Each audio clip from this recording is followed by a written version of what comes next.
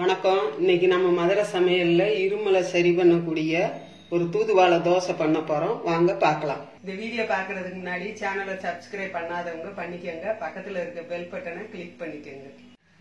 தூதுவாளை தோசை பண்றதுக்கு ஏற்கனவே நம்ம அரைச்சி வச்சிருந்த தோசை மாவு கொஞ்சம் எடுத்துக்கோங்க. அது கூட தூதுவாளை இலையை எடுத்துக்கோங்க. சின்ன சின்னதா வெங்காயம் கட் பண்ணி வச்சுக்கோங்க. ஒரு 2 பச்சை மிளகாய் வெட்டி வச்சுக்கோங்க. ஒரு 1/4 ஸ்பூனு சீரகம் சேர்த்துக்கோங்க.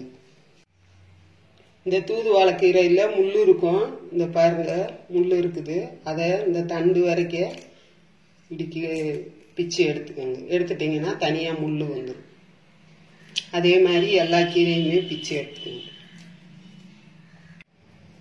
இப்போ முள்ளெல்லாம் பிரிச்சு எடுத்தாச்சு. தண்ணியில போட்டு அலசிக்கோங்க. ஃபர்ஸ்ட் நம்ம கழுவி வச்ச தூதுவாளை இலைய இது மாதிரி நல்லா சின்ன சின்னதா கட் பண்ணி எடுத்துக்கோங்க. கட் பண்ணி எடுத்துக்கிட்டு மாவு கூட சேர்த்துக்கோங்க. நம்ம பொடி பொடியா வெட்டி வச்ச வெங்காயத்தை அது கூட சேர்த்துக்கோங்க.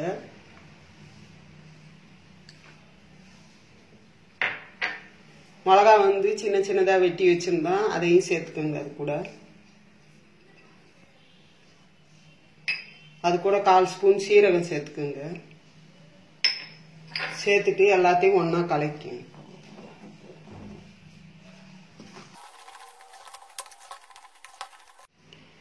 ஏற்கனவே தோசை மாவுல நம்ம உப்பு கலந்து வச்சிருந்ததுனால இப்போ உப்பு சேர்க்க தேவையில்லை, அப்படியே சுடணும். இப்போ கொஞ்சம் எண்ணெய் ஊற்றிக்கோங்க. தோசை ஊத்துறது நான்ஸ்டிக் கல்லில் ஊற்றாதீங்க. ஊற்றாம இது மாதிரி இரும்பு கல்லில் ஊற்றுனீங்கன்னா நல்லா டேஸ்டா இருக்கும், நல்லா மொறு மொறுன்னு இருக்கும்.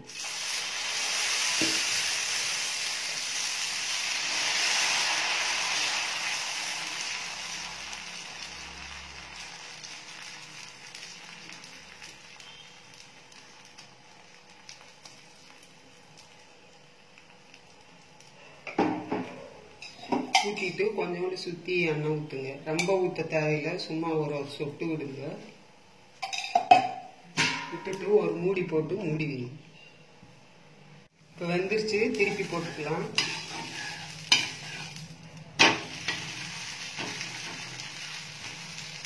இப்போ வெந்துருச்சு, எடுத்துக்கலாம். நல்லா சூடா சுவையான மொறு மொறுன்னு தூதுவாளை தோசை ரெடி ஆயிடுச்சு. இந்த தூதுவாளையை கஷாயம் போட்டு கொடுத்தீங்கன்னா குடிக்கிறது கஷ்டமா இருக்கும். தோசையில போட்டு இது மாதிரி சுட்டு கொடுத்தீங்கன்னா நல்லா இருக்கும். இருமலுக்கு நல்லா கேட்கும். கசப்பு எதுவுமே தெரியாது, நல்லா டேஸ்டாவும் இருக்கும் தோசை. இதே மாதிரி ஒரு அருமையான ரெசிபியோட அடுத்த வீடியோவில் சந்திப்போம். நன்றி.